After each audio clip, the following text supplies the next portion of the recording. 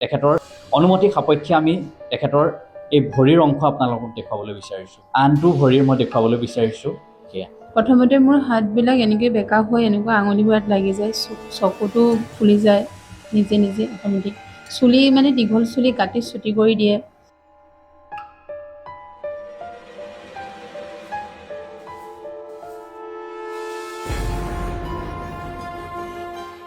Plus কৰি কৰি কাটে, যিমান আছিলে চব প্লাছ কৰিছিলে তেতিয়া। বাথৰুম জ্বলি যায়, গা ধুই থাকিলে বাথৰুম জ্বলি গৈছিলে। তাৰ পৰা আকৌ মানে কাপোৰ পিন্ধি থকা কাপোৰ গাত জ্বলি যায় নিজে নিজেই। মনলৈ কি ধাৰণা আহিছে? বুলিয়ে ক'ম আৰু, কাৰণ ভূত চুত আহিলেতো নিজৰ গাত বা সোমাই পিনি বা নিজে হাতে কাটিছোঁ সেইটো বেলেগ কথা, কিন্তু এতিয়া যিটো মোৰ লগত হৈছে ডেফিনেটলি ব্লেক মেজিকেই হ'ব। ব্লেক মেজিকেই হ'ব আৰু তাৰ উপৰিতো বেলেগ হ'ব নোৱাৰে। ডাক্তৰে তেতিয়া কৈছে যে এইবোৰ ড্ৰামা কৰিছা বুলি কৈছে, পাগল নেকি এইবিলাক মেণ্টেলি মানুহে কৰে, এইবিলাক নিজে কৰিছা তেনেকৈ বুলি কয়।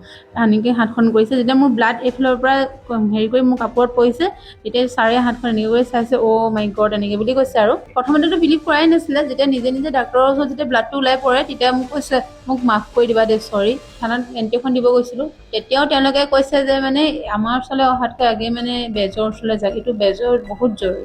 মানে মোৰ লগত যেতিয়ালৈকে হোৱা নাছিল মই বিশ্বাস কৰা নাছিলোঁ, মানে তেওঁলোকে কামটো লৈও মানে এৰি দিয়ে, মানে বহুত পাৱাৰফুল বস্তু হেৰি কৰি থোৱা আছে। মানে তেওঁলোকে যিজনে কামটো লয় তেওঁলোকৰ ঘৰত টিঙত দবদবাই ফুৰে ৰাতি। এই আচলতে এতিয়া এক পৰিৱেশ আচলতে আমি এই বাতৰি প্ৰস্তুত কৰি থকাৰ মুহূৰ্ততে আচলতে মই আপোনালোকক দেখুৱাবলৈ বিচাৰিছোঁ। মানে কি তাইতো বেলেগৰ ঘৰৰ ছোৱালী, মই তাইক বিয়া পাতি আনিছে, মোক কৰিব লাগে ন, তাই কিয় গৈছে বাৰে বাৰে? তাইতো আনৰ ঘৰৰ ছোৱালী, মই আপুনিতো মই সহ্য কৰিব পাৰিম, কিন্তু তাই বেছি নহ'ব লগা যে।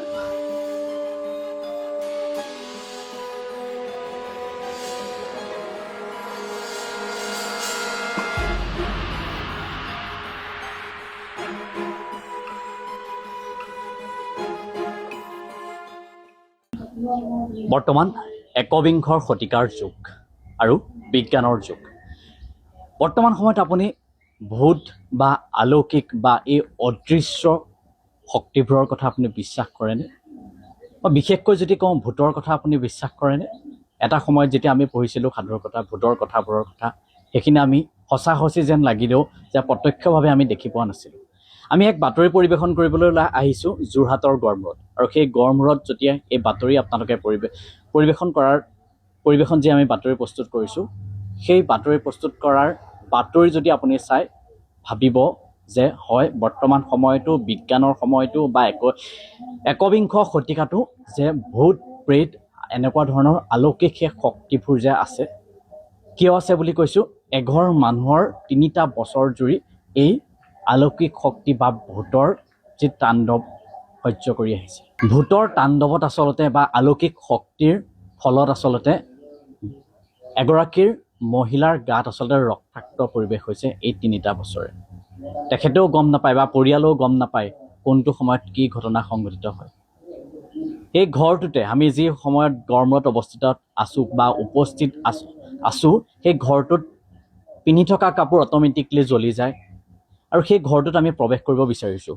এটা পৰিয়াললৈ আমি যাব বিচাৰিছোঁ। পৰিয়ালৰ প্ৰথমতে মই দেখুৱাবলৈ বিচাৰিছোঁ সেই পৰিয়ালটোৰ কাষলৈ আমি যাব বিচাৰিছোঁ। এই পৰিয়ালটোৱে আপোনালোকক সকলোৰে সহায় বিচাৰিছে। এই পৰিয়ালটোৱে এগৰাকী মহিলা আৰু এজন পুৰুষ, অৰ্থাৎ তেখেতৰ স্বামী 3টা বছৰেৰে হতাশগ্ৰস্ত হৈ পৰিছে, কাৰণ বিভিন্ন স্থানত গৈ বিভিন্নজন চোৱা চিতা কৰা বেজ বা এনেধৰণৰ যিসমূহ লোক আছে, তান্ত্ৰিকেই হওক বিভিন্ন লোকৰ ওচৰলৈ গৈছে। মই প্ৰথমতে তেখেতৰ অনুমতি সাপেক্ষে তেখেতৰ ভৰিৰ যি অংশ, যিহেতু আপোনাক কৈছিলোঁ ৰক্তাক্ত হৈ থাকে এটা শৰীৰ, সেই শৰীৰটো আচলতে মই দেখুৱাবলৈ বিচাৰিছোঁ। সেয়া হৈছে তেখেতৰ অনুমতি সাপেক্ষে আমি তেখেতৰ এই ভৰিৰ অংশ আপোনালোকক দেখুৱাবলৈ বিচাৰিছোঁ। এয়া ৰক্তাক্ত হৈ আছে, তেজ বিয়পি থাকে এনেদৰে। আনটো ভৰিৰ মই দেখুৱাবলৈ বিচাৰিছোঁ। এয়া আমি কোৱা কথা নহয় আচলতে, যিহেতু মই পূৰ্বতে উল্লেখ কৰিছোঁ ভূতৰ কথা যি কৈছোঁ বা অলৌকিক শক্তিৰ কথা কৈছোঁ, এয়া আচলতে মই কৈছোঁ যদিও তেখেতৰ ভাষ্যহে মই লৈ পিম তেখেতক মই ক'বলৈ বিচাৰিছোঁ। এয়া ডিঙিৰ অংশ মই আপোনালোকক দেখুৱাবলৈ বিচাৰিছোঁ। এয়া পূৰ্বতে হৈ যোৱা, আৰু পূৰ্বতেও ইয়াৰ পৰা আগতে হৈছিলে ঘৰত আচলতে অট'মেটিকলি জ্বলি যায় পিন্ধি থকা কাপোৰ। কি হয় সকলোখিনি কথা বিৱৰণ আপোনালোকৰ পৰা জানিব বিচাৰিছোঁ। কি হৈছিল আচলতে? বা ভূত বা অলৌকিক শক্তি বুলি আপুনি কিয় ক'ব বিচাৰিছে? মই কিয় ক'বলৈ বিচাৰিছোঁ মানে মোৰ লগত যিটো হৈ আছে সেইটোৱে কৈছোঁ বাৰু।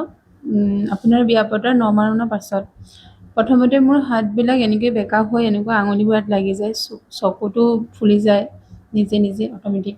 চুলি মানে দীঘল চুলি কাটি চুটি কৰি দিয়ে লাহে লাহে আৰু কোনে কাটি দিয়ে এই চুলি? মানে নিজে নিজে কাট খাই যায়। এইটো কোনোবাই কাটে বুলি নহয়, চুলি বান্ধি থাকিলেও চুলিটো মানে খোপা বান্ধি থাকিলেও খোপাটো সলকি একদম তলত পৰি যায়, সিমান তেনেকুৱা নিচিনা। চুলি কাটি চুটি কৰি দিলে প্ৰথম। সেই অলৌকিক শক্তি বা সেই ভূত সেইটো বুলিয়ে ক'ম আৰু সেইটোৱে। তাৰপিছত লাহে লাহে আৰু কিছুমান অংশ কাটিব ধৰিলে, পাতলা পাতলাকে কাটে, সৰু সৰুকে কাটে। মানে আপোনাৰ শৰীৰৰ অংশ পাতলা পাতলাকে কাটে কাটে এনেই চিন বহা নিচিনা কাটে, অলপ অলপ আৰু মানে ব্লাড ওলায় তেতিয়া। প্লাছ কৰি কৰি কাটে, যিমান আছিলে চব প্লাছ কৰিছিলে তেতিয়া, গোটেই চবতে কাটে আৰু তেতিয়া অলপ অলপ। কিন্তু এতিয়া যিটো হৈছে এবছৰ, যোৱা বছৰো হৈছিলে সেইটোতো মানে বাথৰুম জ্বলি যায়, গা ধুই থাকিলে বাথৰুম জ্বলি গৈছিলে। বাথৰুমত কি জ্বলি যায়? মানে বাথৰুমটোৱে জ্বলি যায় একদম পুৰা, মানে গোটেই বাথৰুমটো জ্বলি যায় নিজে নিজে। তাৰ পৰা আকৌ মানে কাপোৰ পিন্ধি থকা কাপোৰ গাত জ্বলি যায় নিজে নিজে। কিমান দিনৰ পৰা হৈছে? সেই বিয়া পতাৰ 3 মাহৰ পাছত? 9 মাহৰ পাছত, বিয়া পতাৰ 9 মাহৰ পাছৰ পৰা হৈছে। মাজতে এবছৰমান নহ'লে। বিয়া পতা কিমান বছৰ হ'ল বুলি ক'লে? বিয়া পতা আপোনাৰ এতিয়া 4 বছৰ ৰানিং, কিন্তু 9 মাহৰ পৰাই হৈ আছে এইটো।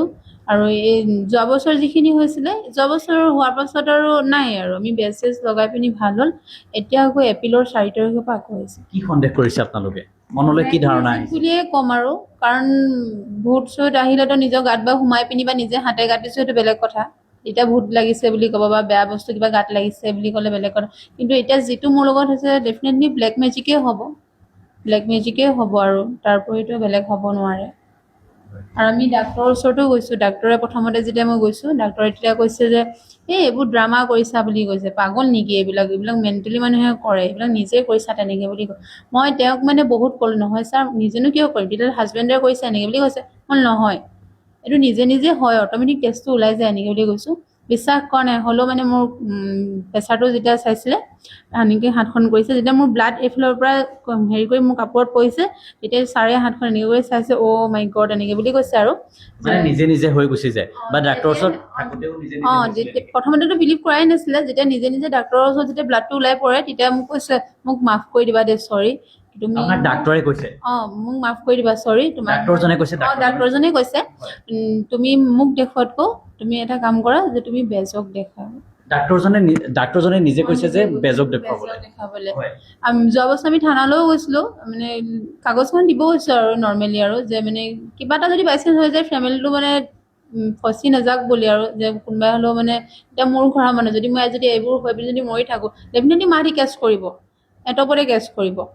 সেইটো কাৰণে মানে মই থানাত এণ্ট্ৰি এখন দিব গৈছিলোঁ। তেতিয়াও তেওঁলোকে কৈছে যে মানে আমাৰ ওচৰলৈ অহাতকৈ আগে মানে বেজৰ ওচৰলৈ যাওক, এইটো বেজৰ বহুত জৰুৰী।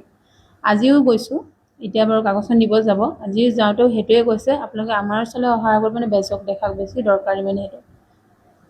যিহেতু ক'লে আচলতে বিশ্বাস কৰিবলৈ অতিকৈ টান হৈ পৰে। পুলিচ আৰু বিজ্ঞানৰ যুগত ডক্তৰে আমি ভগৱান বুলি ভাবোঁ, ডক্তৰক আমি ভগৱান বুলি ভাবোঁ, কিন্তু সেই ডক্তৰে আচলতে কৈছে আপোনালোকে বেজৰ ওচৰলৈ যাওক। আৰু ঘৰখনৰ পৰিৱেশ দেখুৱাবলৈ বিচাৰিছোঁ। ভগৱানৰ যি প্ৰতিচ্ছবি আছে, মূৰ্তি আছে, এনেদৰে সজাই ৰাখিছে, কিন্তু এই ঘৰটোত বা এই ৰুমটোত আচলতে সেই শক্তিৰ আচলতে প্ৰভাৱ কম বুলি কৈছে। সেই অলৌকিক শক্তিৰ বা সেই ভূতৰ বা যি অদৃশ্য শক্তিৰ আচলতে সেই প্ৰভাৱ কম বুলি কৈছে। মই তেখেতৰ স্বামীৰ ওচৰলৈ যাব বিচাৰিছোঁ, স্বামীৰ ওচৰত মই কথা পাতিব বিচাৰিছোঁ। কি হৈছিলে দাদা ঘটনাটো কওকচোন অকণ বিপৰীত। প্ৰথমতে আপোনাৰ বিয়া পতাৰ 9 মাহ পাছতো হৈ আছে। সেই আগৰ যিবাৰ মানে 5বাৰলৈকে মানে এই 6-7 মাহ থাকে, ভাল কৰোঁ আকৌ হয়, কিন্তু এইবাৰ মানে অলপ বেছি হৈ গৈছেগৈ। যেতিয়া আপুনি ডক্তৰৰ ওচৰলৈ যায়, পুলিচেও ওচৰলৈ যেতিয়া যায়, পুলিচেও কয় আপুনি বেজৰ ওচৰলৈ যাওক, বা ডাক্তৰৰ ওচৰত যেতিয়া আপুনি দেখুৱাবলৈ যায়, ডাক্তৰেও কয় যে আপুনি বেজৰ ওচৰলৈ যাওক। আচলতে কি হৈছে ঘটনা? মানে চায়েন্সৰ যুগত একচুৱেলি এইবোৰ বিশ্বাস কৰিবলৈ টান হৈ যায়। আপুনি মই যেনেকৈ বা আমাৰ দৰ্শকসকলেও যেনেকৈ বিশ্বাস নকৰে, ভূত প্ৰেতৰ কথা বা ব্লেক মেজিকৰ কথা বিশ্বাস নকৰে, যেতিয়ালৈকে হয় তেতিয়াহে আচলতে বিশ্বাস কৰি লয়। এতিয়া আপুনিওতো এজন বৰ্তমান সময়ৰ এজন যুৱক, আপুনি বিশ্বাস কৰিছেনে এতিয়া যে বেজৰ ওচৰলৈ যাব লাগে বুলি? মানে মোৰ লগত যেতিয়ালৈকে হোৱা নাছিল মই বিশ্বাস কৰা নাছিলোঁ। মানে আনৰ কিবা দেখিলেও মানে তামাচা বনাইছা হৈ যায়। নিজৰ লগত যেতিয়া ঘটিলে, তাত মেডিকেলত গ'লোঁ, তাত ডক্টৰে মানে তাইক হেৰি কৰিলে, বোলে কি নিজে ড্ৰামা কৰি আহিছে বুলি আহিছে।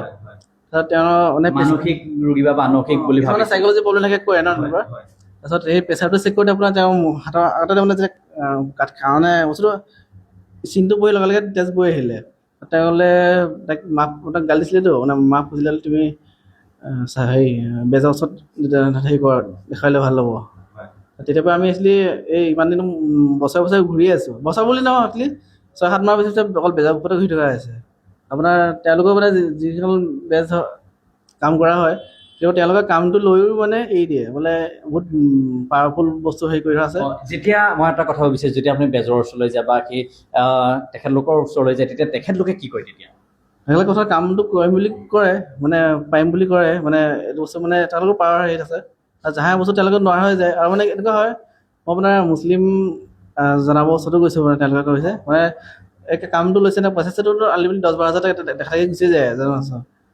আপোনাৰ তেওঁলোকে যিজনে কামটো লয় তেওঁলোকৰ ঘৰত টিঙত দবদবাই ফুৰে ৰাতি তাত এনে সৰু ল'ৰা ছোৱালীহঁতৰ ঘৰতো ভয় কৰে তাত পিছদিনা মোক পইচাও ঘূৰাই দি থৈ গৈছে বোলে তোৰ কামটো কৰিব নোৱাৰিম বোলে বহুত বেয়া হেৰি তোমালোকে বেলেগ মানুহ চোৱা মই আপোনাৰ এই আগৰ বছৰ মণিপুৰৰ পৰা মানুহ আনি ভাল কৰিছিলোঁ তাতে অলপদিন ঠিকে আছিলে কিন্তু ৰিচেণ্ট আপোনাৰ আকৌ আৰম্ভ হৈ গ'ল এতিয়া ৰাইজৰ পৰা সঁহাৰি আচলতে বিচাৰিছে এই পৰিয়ালটোৱে গড়মূৰৰ এই পৰিয়ালটোৱে দীপজ্যোতি দাসৰ নামৰ এই ব্যক্তিজনে বা এই পৰিয়ালটোৱে আপোনালোকৰ সহায় বিচাৰিছে যাতে সেই অলৌকিক সেই দৃশ্য বা অলৌকিক যি শক্তিৰ প্ৰভাৱত আচলতে এটা পৰিয়াল এনেকুৱা এটা যি পৰিৱেশ হৈছে মই দেখুৱাবলৈ বিচাৰিছোঁ বৰ্তমান সময়তো এনেদৰে সেই মহিলাগৰাকীৰ ভৰিৰ দৃশ্য আচলতে মই দেখুৱাবলৈ বিচাৰিছোঁ বৰ্তমান সময়তো এনেদৰে ৰক্তাক্ত হৈ পৰিছে সেয়া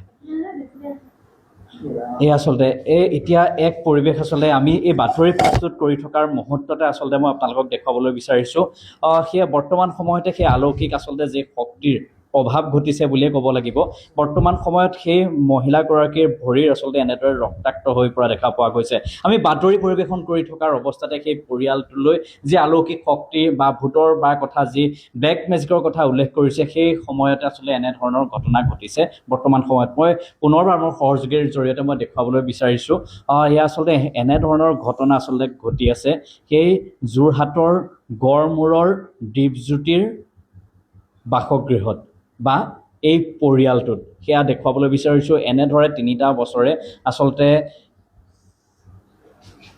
এক সংঘৰ্ষ বুলিয়ে যদি আপুনি কোৱা হয় বেয়া নহ'ব কাৰণ অলৌকিক শক্তিৰ লগত আচলতে সংঘৰ্ষৰে বা যুঁজি আছে এই পৰিয়ালটোৱে এনেদৰে আচলতে 3টা বছৰ আচলতে যুঁজিবলগীয়া হৈছে মই আপোনালোকক দেখুৱাবলৈ বিচাৰিছোঁ বৰ্তমান সময়ত এনেদৰে যেতিয়া ৰক্তাক্ত হৈ পৰে আচলতে নিজ স্বামীজনে এনেদৰে তেখেতলোক পত্নীগৰাকীক শুশ্ৰূষা কৰি থকা দেখা পোৱা গৈছে এই অলৌকিক এক যি দৃশ্য বা সেই পৰিৱেশ অতিকৈ দুখ লগা আৰু সেই পৰিয়ালটোৱে আপোনালোক সকলোকে আহ্বান জনাইছে যিহেতু এনেধৰণৰ এক পৰিৱেশ বা অলৌকিক যি শক্তিৰ প্ৰভাৱত এটা ঘৰৰ পৰিৱেশ এনেদৰে হৈছে আপোনালোকক আহ্বান জনাইছে যে আপোনালোক কোনো সদাশয় ব্যক্তিয়ে যদি এনেকুৱা ধৰণৰ কোনো সহায় আগবঢ়াব পাৰে সেই ব্যক্তিহালক বা এই স্বামী বা দম্পতীহালক যদি আপোনালোকে যদি সহায় কৰিব যদি বিচাৰে আপোনালোকে নিশ্চয় আপোনালোকক অনুৰোধ জনাইছে ইয়াত দেখিবলৈ পোৱা গৈছে যে এনেদৰে আচলতে ঘটনা সংঘটিত হৈ আহিছে যোৱা 3টা বছৰ ধৰি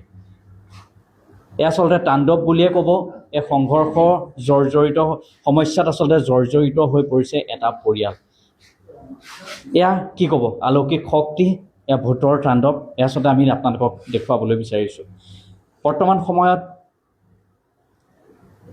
অতি দুৰ্ভাগ্য বুলিয়ে ক'ব লাগিব কাৰণ এখন ঘৰত এনেকুৱা এটা পৰিৱেশ যিহেতু হৈছে আপোনালোকৰ সহায়ৰ আহ্বান জনাইছে সেই পৰিয়ালটোৱে এনেকুৱা এটা পৰিৱেশৰ বা ৰক্তাক্ত এটা যি পৰিৱেশ সৃষ্টি হৈছে এটা ঘৰখনত যোৱা 3 বছৰ ধৰি আপোনালোকক সকলোকে সহায় বিচাৰিছে হয় মই আপোনাৰ ওচৰলৈ যাব বিচাৰিছোঁ হয় মানে 3টা বছৰ ধৰি এনেকৈয়ে আপুনি আছে সেইটো আছোৱে মানে কি তাইতো বেলেগৰ ঘৰৰ ছোৱালী মই তাইক বিয়া বুলি আনিছে তেতিয়াহ'লে মোক কৰিব লাগে ন তাই কিয় গৈছে বাৰে বাৰে তাইতো আনৰ ঘৰৰ ছোৱালী মই আপুনিতো মই সহ্য কৰিব পাৰিম কিন্তু তাই বেছি নবলগা এটা সীমা থাকে যোনে কৈছে মোক কোৱা আপত্তি নাই কিন্তু তাইক এটলিষ্ট কৰিব নালাগে তাই টোটেলি নিদোষী মানে আমাৰ ঘৰলৈ বিয়া হৈ আহিছেহে মই এনেকুৱা হোৱা নাই মই তাইক পৰিয়ালটো ফুৰাবলৈও মানে এটা মোৰ টাইম পোৱা নাই মানে কাৰণ আকৌ কোনোবা কিবা কৰে বুলি আপোনাৰ দেখিছে অকল তেজেৰে হাতে লুটি-পুটি হৈ থাকে। মোৰ সহযোগীৰ জৰিয়তে মই দেখুৱাবলৈ বিচাৰিছোঁ এটা পৰিয়াল এহাল দম্পতি, সেই দেহাল দম্পতিৰ আচলতে যোৰহাটৰ ভূতৰ সন্ত্ৰাস বা অলৌকিক শক্তিৰ সন্ত্ৰাসত আচলতে ভুগি পৰিছে বা জৰ্জৰিত হৈ পৰা দেখা পোৱা গৈছে। চকুলৈ আচলতে সকলোকে আহ্বান জনাইছে, সেয়ে আপোনালোক কোনো সদাশয় ব্যক্তিয়ে যদি আপোনালোকৰ সহায়ৰ আগবঢ়াব পাৰে, সেই মহিলাগৰাকী বা পুৰুষ বা সেই দম্পতীহালক যদি সহায় আগবঢ়াব পাৰে, আপোনালোকে আগবঢ়াওক। আপোনালোকে চাই আছে প্ৰাইম আছাম ডিজিটেল যোৰহাটৰ পৰা মই অনুপম বৰা। ধন্যবাদ।